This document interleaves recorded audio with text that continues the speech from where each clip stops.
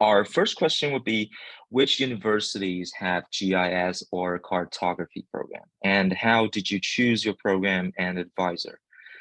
So in my opinion, I think there are various universities, or many universities around the world that offer GIS and cartography programs. I'll share my personal experience particularly. So when searching for a GIS or cartography program, I followed a systematic approach to ensure I found the right fit for my academic and also for my career goals.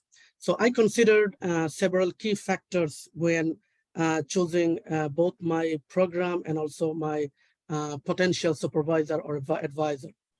First things I did, I conducted extensive research to identify universities offering GIS cartography programs. I explored various sources such as online directories, educational websites, and recommendations from my department or senior brothers who were particularly enrolled in either GIS or cartography programs in the United States and Canada.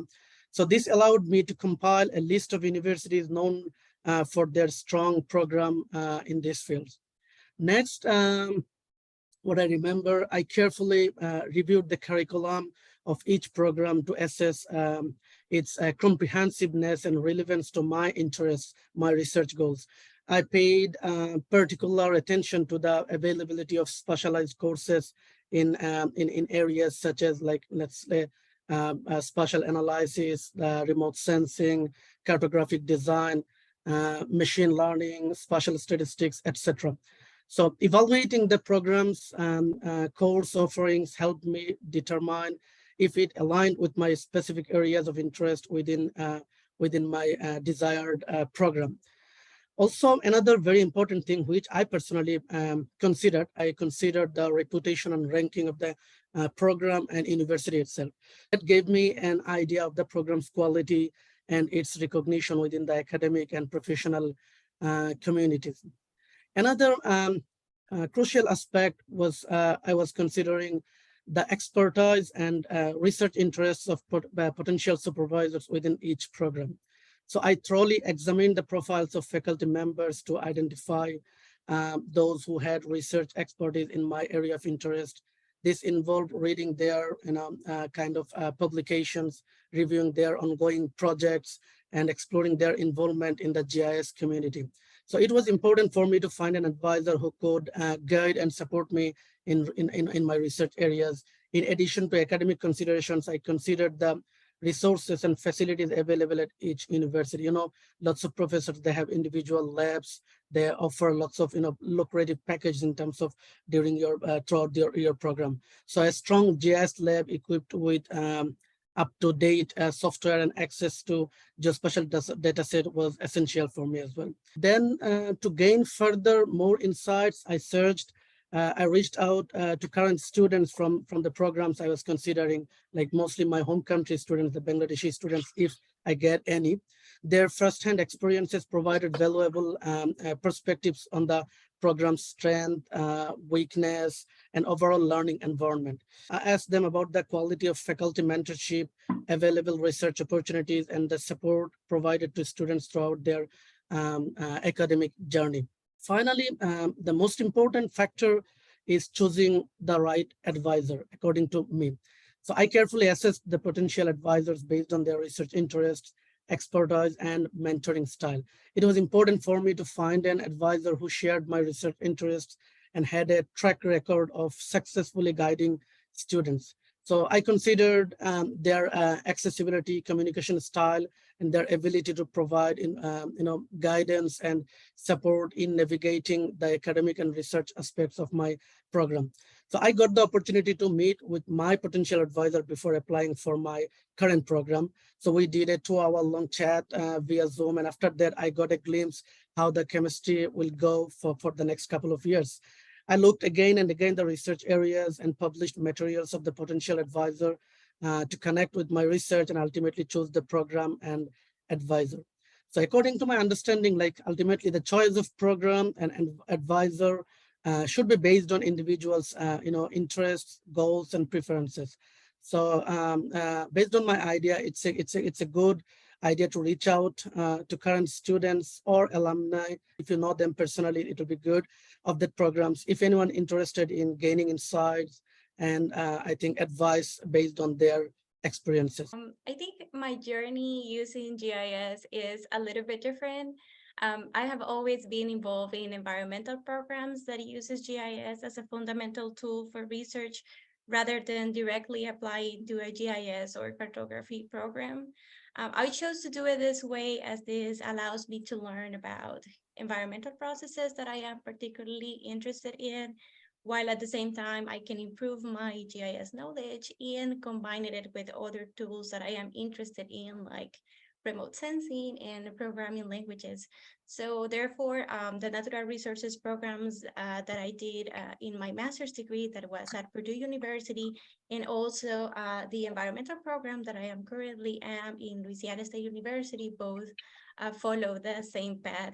But in that sense, and going back to the original question, I think when choosing a program, you must know what you want to learn about and what skills you want to improve first. But obviously, this step assumes that you already know what you want. However, suppose that you are at a stage in your career where you have a broad idea of the topic or the application you are interested in, but you are still unsure about what specific skills you want to gain. In this matter, I think there are some options that you can explore to be more specific about your interest overall in GIS. What I did in my experience, I did a couple of internships. There are several internship opportunities out there that you can pursue that will definitely help to improve your professional skills, but also to make sure to identify what are the specific topics that you would like to work with.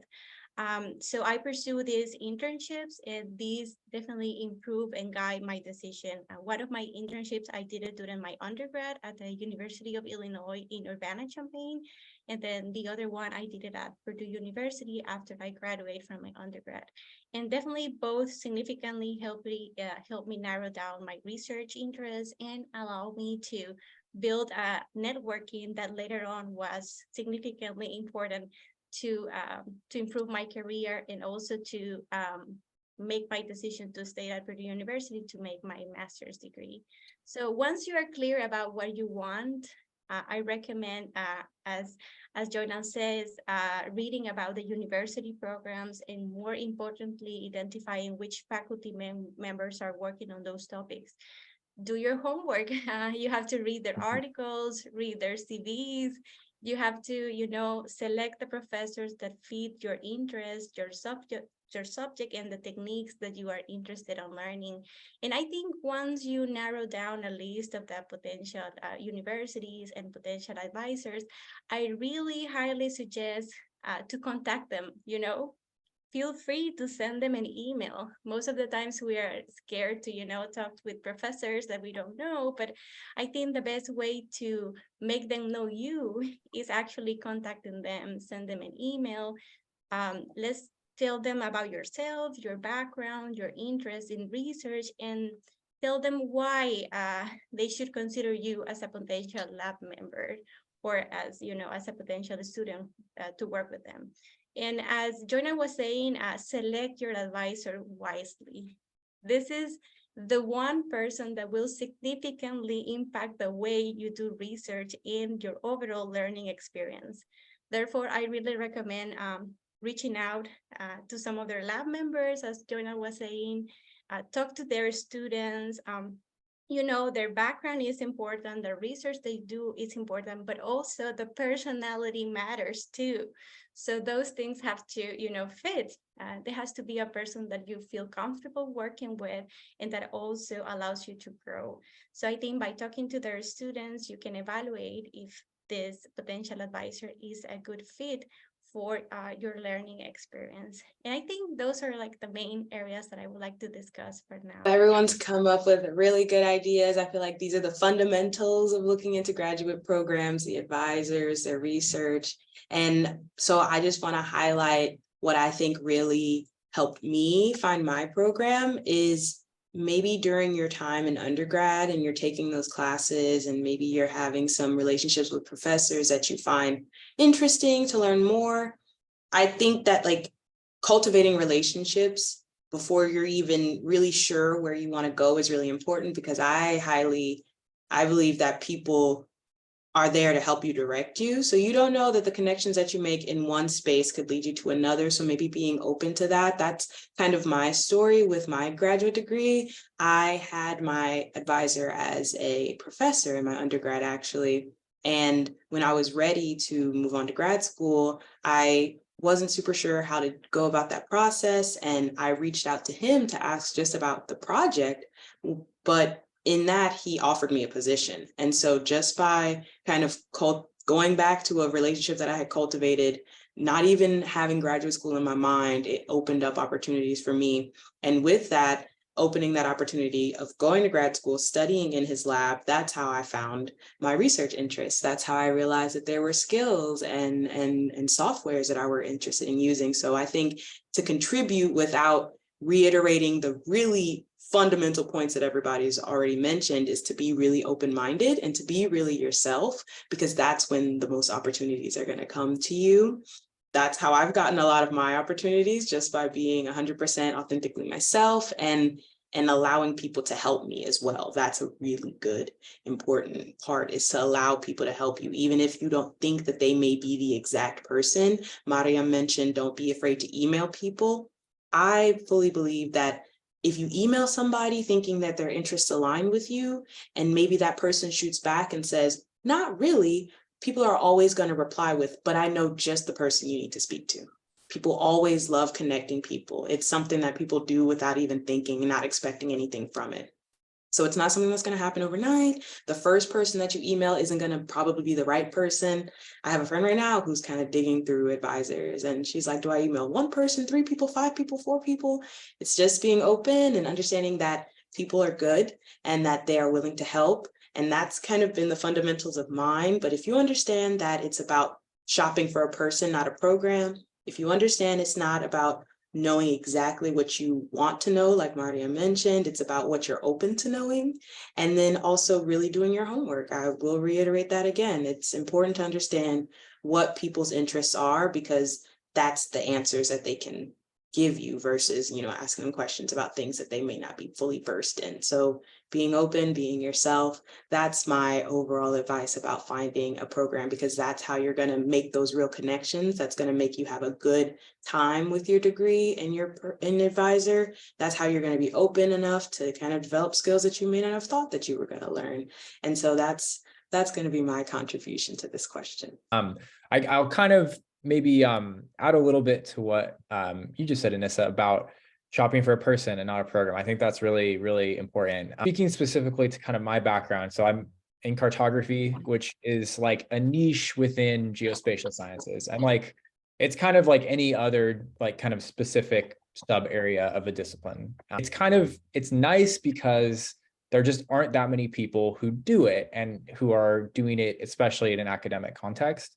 And so that means that like any program that has one person who is like doing cartography is like a program that maybe is worth looking into. If you have something that you're kind of specifically interested in, or like, some niche sub-discipline within this kind of broad field of geospatial sciences, whether or not it's like environmental or, remote sensing, whatever. Even if you don't know specifically what you want to do in that particular subfield, just knowing that you are interested in that subfield will make the process easier, because it's just easier to find people who are doing kind of a specific thing.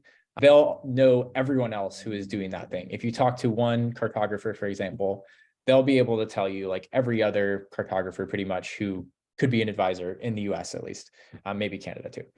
And so like, that's a really important, I can't overstate like the importance of just like looking for people who might be aligning with your interests. I also want to mention that like there's different types of programs out there.